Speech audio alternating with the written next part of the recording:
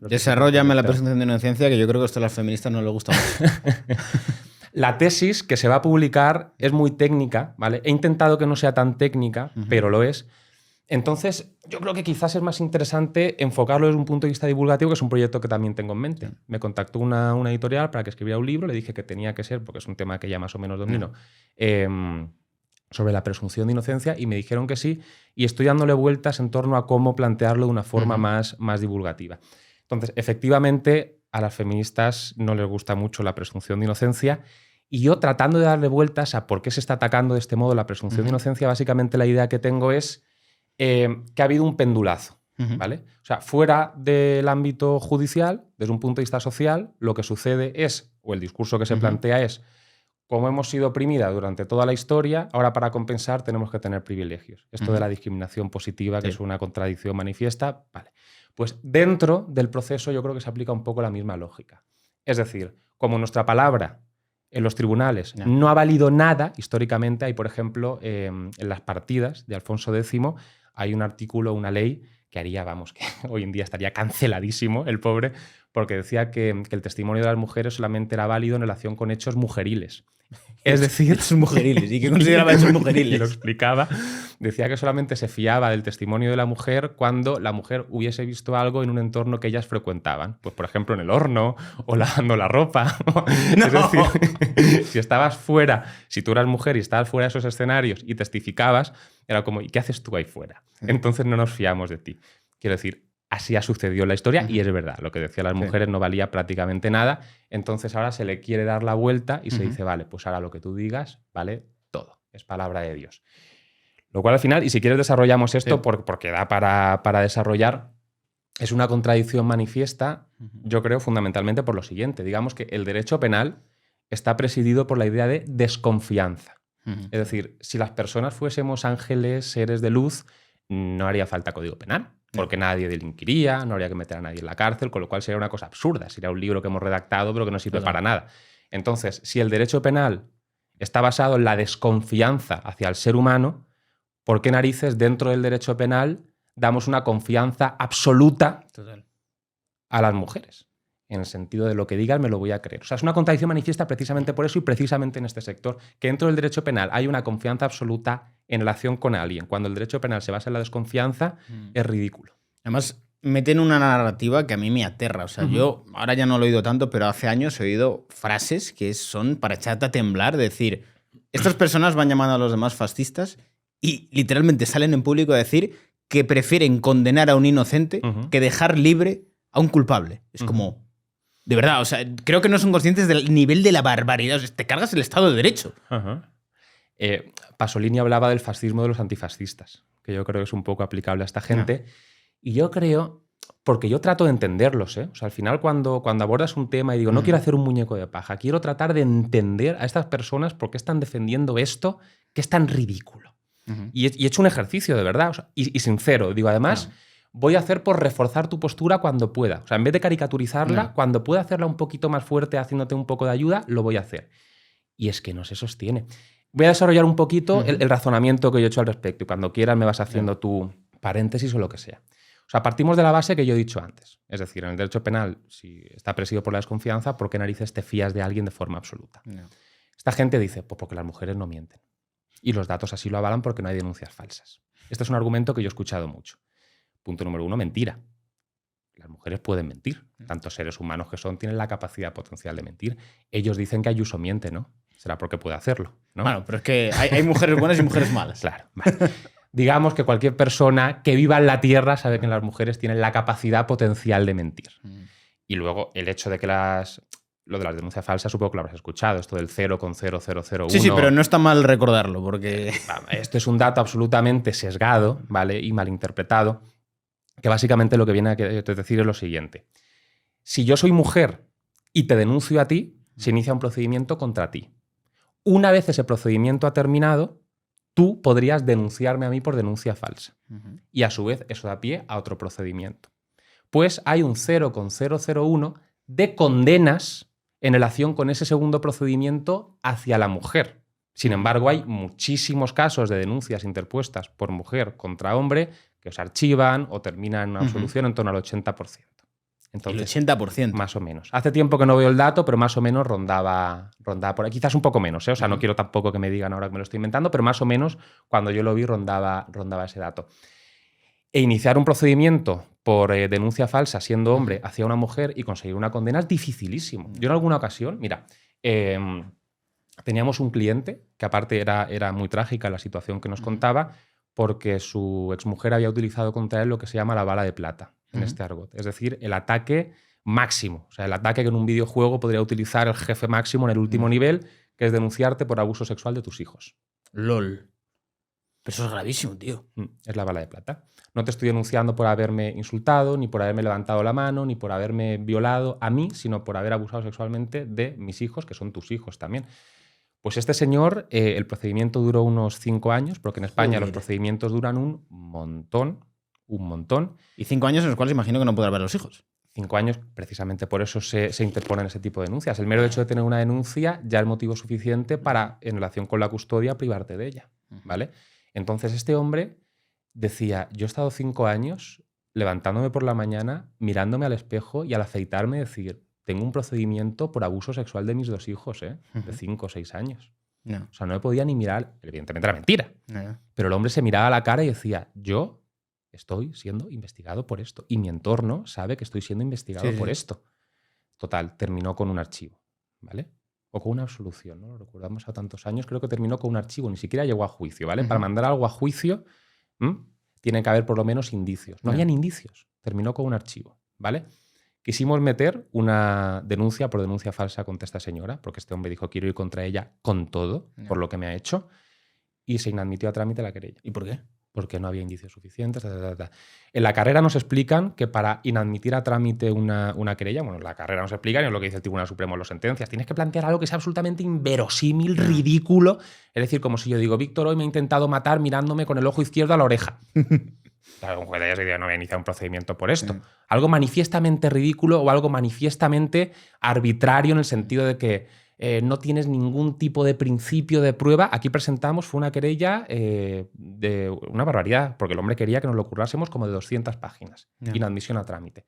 Claro, cuando el sistema pone esas trabas, es normal que al final, en relación con ese tipo de casos, se terminen condenando a muy pocas mujeres. Que además, cuando se les condena, esto no sé si lo sabes, que también creo que es bueno comentarlo, se les impone normalmente una pena ridícula, una pena de multa.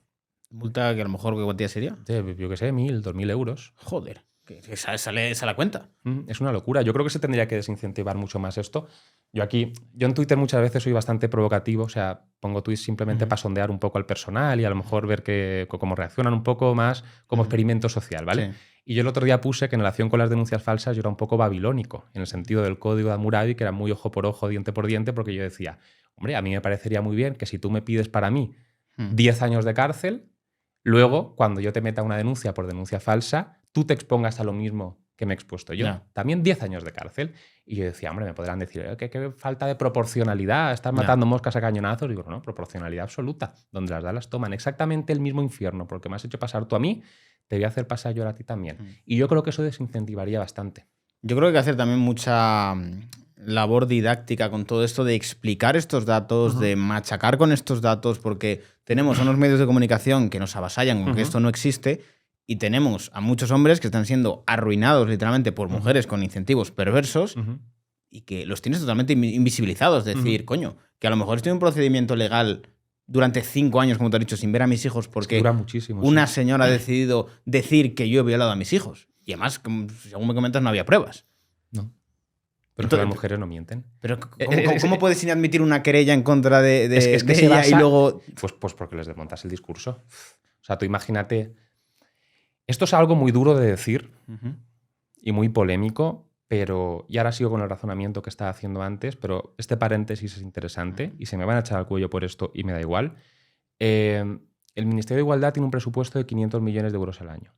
Más, de hecho.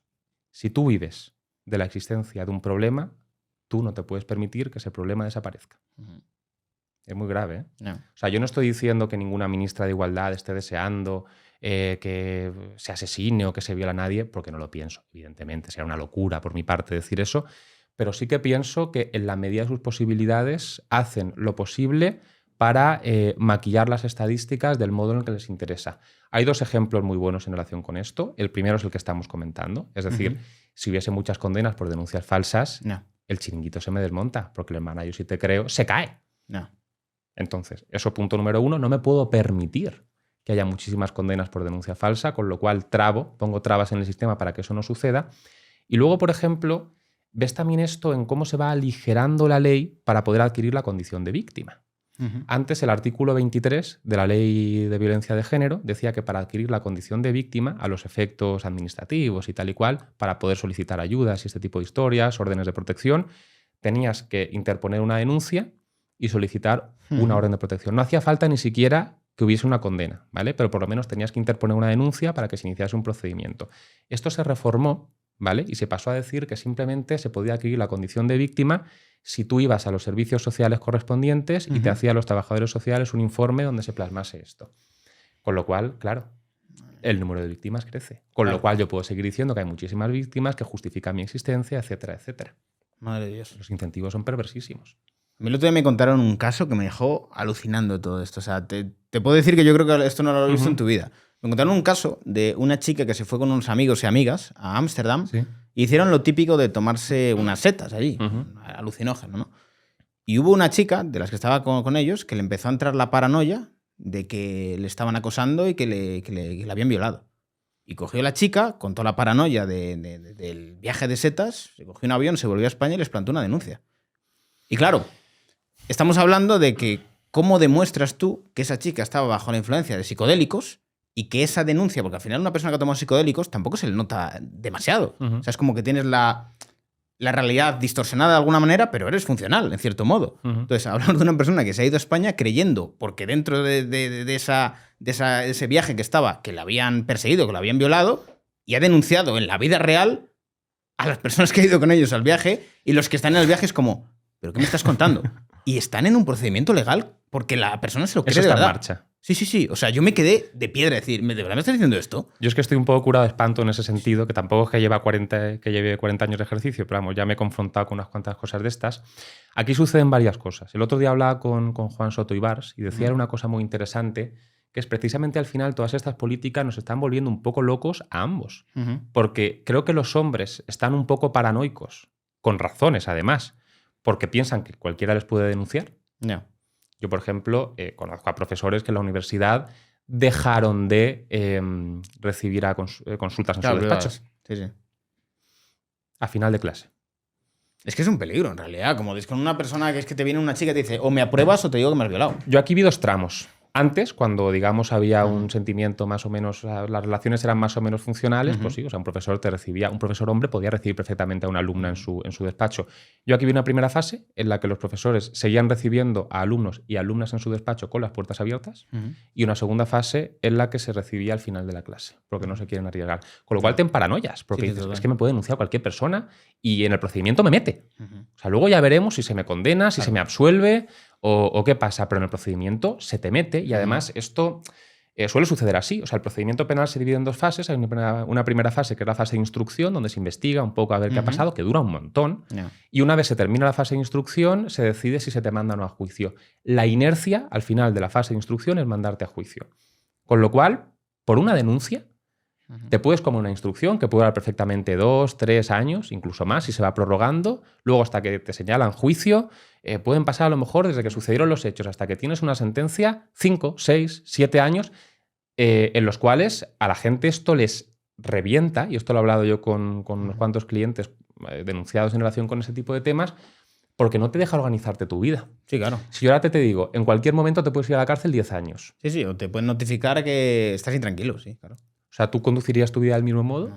¿Invertirías a lo mejor en un proyecto a medio plazo? No, de condición. ¿Te casarías? ¿Tendrías hijos? Eso a las personas las mata, la incertidumbre.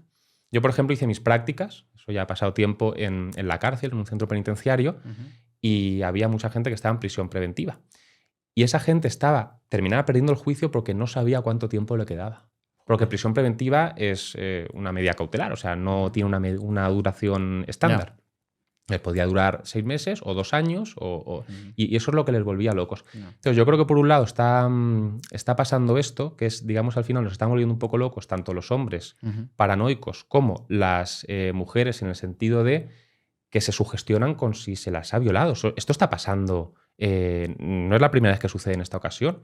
O sea, una persona, a lo mejor, una mujer, mantiene una relación sexual que ella tiene la, no sé, sensación de que ha sido consentida y luego mediáticamente se hace el caso, en fin, popular y empiezan a convencerla de que no, de que la han violado y ya se empieza a sugestionar, quizás me hayan violado, es verdad, no, voy a denunciar. Eso tenemos ejemplos en España de que ha pasado en más de una ocasión y eso es raro porque si tú piensas que mantiene una relación sexual de forma consentida, que un tercero te convenza de lo contrario, eso es un poco una paranoia. Y que luego también hay una sugestión hacia los jueces de si tú discutes que esta persona ha sido violada, le haces una serie de preguntas, que estás atacando a esta persona y la estás violentando. Claro. Porque no estás creyendo su testimonio. Es que aquí hay un tema muy interesante, que esto también lo comentaba el otro día con Juan Soto, se lo decía yo, y también le explotaba la cabeza. Hay una cosa que sugestiona mucho en el proceso lo que sucede, que es que a la persona que denuncia se le llama víctima. A la persona que denuncia no se le llama denunciante, se le llama víctima. Y la ley de violencia de género te dice que hay que adoptar las medidas necesarias para que a la víctima no se le revictimice. Es decir, estamos aquí para demostrar si lo que dice es o no cierto, pero ya de entrada dice que es una víctima y no nos quedamos simplemente en las palabras, sino que además esto tiene su influencia. A mí me ha pasado a veces que precisamente por esto que tú comentas, quiero hacer una pregunta que es pertinente, que toca, pero que es delicada y no me dejan hacerlo, porque dice que, joder, puede afectar a la víctima. Digo, bueno, esta persona a la que se le están pidiendo 10 años de cárcel podrá defenderse, ¿no? ¿O qué? Luego también, por ejemplo, he querido en las periciales forenses que se les hacen para valorar si su criterio es creíble o no, meter yo a un perito mío y que no la mire simplemente una educadora, que yo no sé qué sesgos puede tener, y no me dejan, porque dicen que la víctima puede sentirse incomodada. Es decir, esto al final tiene su influencia en el mundo real. Y en relación con lo que me decías, que no se me olvide, este es uno de los grandes errores de la ley del solo sí es sí, o del concepto del solo sí es sí, que es mentira. Y Errejón lo ha dicho. Dice, esto solamente era una consigna.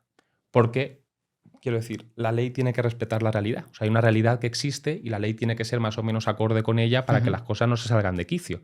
Entonces, no es cierto que las relaciones sexuales se diga explícitamente sí. No es verdad que eso suceda. Entonces, ¿cuál es la necesidad o cuál es la intención del legislador cuando históricamente, porque aunque esta gente viene diciendo que se podía violar impunemente hasta que llegaron a ella, es mentira. Durante toda la historia de la humanidad, violar ha sido un delito, ¿vale?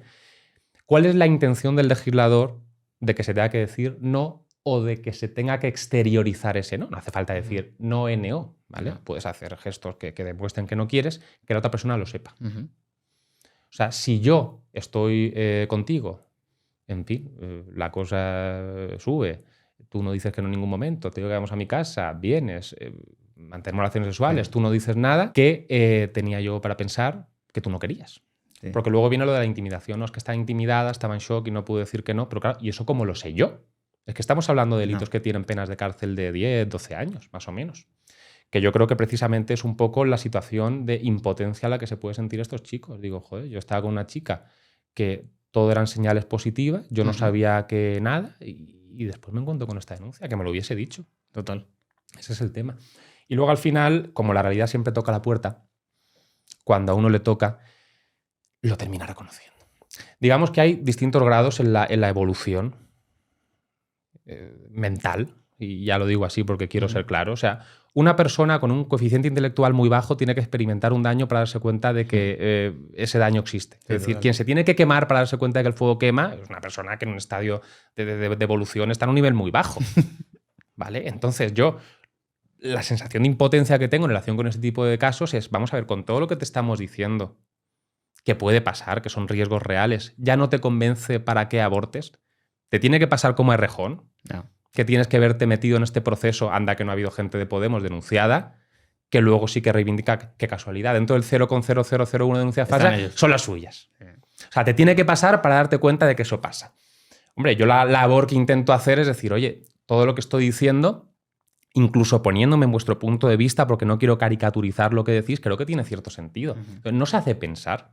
No. Y se ve que no, te tienes que dar cuenta de que el fuego quema. Sí. Y yo creo que en muchos casos también hay a muchas mujeres que les vendría bien tener un caso cercano así para que se den cuenta de que esto existe y de lo que se puede llegar a hacer. Porque creo que muchas veces no se empatiza con potencialmente los daños que se puede hacer a estas personas. En el sentido de que, vale, está muy bien empatizar con las verdaderas víctimas, porque son víctimas realmente, pero no se plantea que hay personas que también son víctimas, que están siendo víctimas precisamente de este tipo de leyes, en el sentido de, coño, al igual que empatizas con la persona que ha sido violada, ¿por qué no empatizas con el hombre que le quieren meter en la cárcel injustamente? Lo que dices tiene un montón de sentido y es que da pie a tantas cosas, de verdad. O sea, si ves que me extiendo, me cortas, pero es que da pie a un montón de cosas, Víctor. En primer lugar, es evidente que es así, pero conecta con lo que decía yo antes. Es trágico que uno se tenga que ver en una situación para darse cuenta de que está mal. Porque hasta que tú te das cuenta, esto ya ha estado en marcha décadas, con gente afectada que se lo ha tenido que comer con patatas. Precisamente por eso me parece un mal remedio que individualmente cada uno de nosotros, y cada vez hay más gente, que en su entorno cercano conoce algún caso, precisamente por lo que ha proliferado todo este tipo de asuntos. Pero es lamentable, en el sentido de que, ostras, con carácter preventivo nos podríais dar cuenta para empezar a revertir ese tipo de situaciones para que más gente no tuviese que sufrirlas. Eso por un lado. Luego, en segundo lugar, por supuesto que a las víctimas, no voy a decir víctimas, voy a decir en primer lugar denunciantes, porque todavía no sabemos durante el proceso si son víctimas o no, se les tiene que tratar con respeto, pero porque son personas, no porque sean víctimas. Yo a ti te trato con respeto, tú a mí me tratas con respeto, no porque piense que eres una víctima, no porque tú pienses que yo soy una víctima, sino porque somos personas que nos reconocemos una dignidad mutua y somos pues educados. Entonces, todo lo que quieren que se consiga y esa empatía que se puede conseguir en todo el proceso se podría conseguir sin necesidad de llamarte víctima. Eres denunciante y ya está, y creo que eso contribuiría a que el proceso fuera más justo. Y luego, otra cosa que no me quiero olvidar y que también es importante a la vez que trágico, es que a poco que uno sigue las noticias y la actualidad, se da cuenta de que no preocupan tanto o no atraen tanto atención las víctimas, sino quienes se victimizan. Es decir, las personas que son víctimas de verdad se les suele dejar en la estacada. ¿Qué ha pasado en Valencia? Esos son víctimas de verdad. Sí, total. Se ignora por completo. Llama más la atención Jenny Hermoso, quien va de víctima. Las víctimas dan igual. Quien va de víctima es quien copa los titulares. Y esto al final yo le doy vueltas. Digo, ¿esto qué explicación puede tener? Y yo creo que la explicación es la siguiente. Adam Smith, por ejemplo, tiene un librito magnífico. La gente le conoce por La riqueza de las naciones, pero tiene otro libro que es mejor, que es Teoría de los sentimientos morales. Y da una explicación que yo creo que puede traerse al caso aquí, que es la siguiente. Él básicamente lo que viene a decir es que las personas, si 0 es tristeza absoluta y 10 es alegría máxima, vivimos en torno a un 4 y un 6. O sea, estamos más o menos un día un poco triste, un poco contento, pero oscilamos más o menos en ese rango. No estamos exultantes o que nos pegamos un tiro todos los días, ¿vale? Gracias a Dios. Entonces él dice, las víctimas, las personas que lo pasan mal, nos generan una sensación un poco de esfuerzo porque nos obligan a salir de nuestra zona de confort. Si tú estuvieses fatal, por eso también es cortesía cuando me preguntas qué tal decir bien, aunque esté mal. Porque no te quiero obligar. Imagínate que yo llego esta mañana y me veo llorando. Sí, a cargar desconsolado. Con... Sí. Para ser alguien educado tendrías que ponerte en mi piel. Y tendrías que decir, Álvaro, ¿qué te pasa? Y hacer como que te preocupas de verdad, porque si no queda mal, queda muy impostado. Entonces las víctimas yo creo que generan esa sensación de cansancio porque es que no te puedes poner en su lugar por mucho que quieras. Porque te obligan a hundirte para empatizar y eso es muy complicado. Y sin embargo, quien va de víctima, tú en el fondo sabes que va de víctima, porque no es una víctima real, no te obligan a ese esfuerzo y es más entretenido. Porque sin tener tú que empatizar de ese modo, te entretiene, te lo pones y te entretiene. Yo creo que por eso precisamente copan más titulares, pero es algo trágico. Las víctimas dan igual. ¿Qué importa una víctima? ¿Qué importa es quién va de víctima? Es lo que pasa. Las víctimas reales, y esto a quien más daño hace es a las víctimas reales, porque al final cuando se implantan todo este tipo de políticas que al final terminan convirtiendo este tipo de procesos en algo que ya se ve con malos ojos, esto afecta a quien es víctima de verdad. Totalmente. Porque a lo mejor sí que necesitaría ciertos recursos o ciertas medidas y como a lo mejor injustamente se le mete en el mismo saco que todas, a lo mejor ahora pasamos de pues no nos creemos a ninguna. Sí, precisamente, que no sería la solución tampoco. Precisamente hay personas que abusan de unas leyes que están teóricamente dirigidas a víctimas que son de verdad y precisamente porque hay gente que abusa de ello, cuando llega una víctima de verdad es como ya, como lo hemos explotado con fines perversos y con mala fe, pues ahora mismo no te creo. No estoy dispuesto a hacerlo, exactamente. Y eso se puede llegar a dar porque, en fin, yo creo que poco a poco, ¿eh? O sea, la gente es demasiado optimista. Poco a poco yo veo que hay ciertas cosas que socialmente cambian. Creo que el péndulo sí que está yendo hacia otro lado. Y si el péndulo termina en el lado contrario, podríamos llegar a otra situación que yo considero que también es negativa, evidentemente, que es de entrada decir tú estás mintiendo, ya está, proceso archivado y no te hago caso. porque a lo mejor lo que estás diciendo es cierto, lo que pasa es que se tienen que activar mecanismos para que eso tenga unas garantías mayores.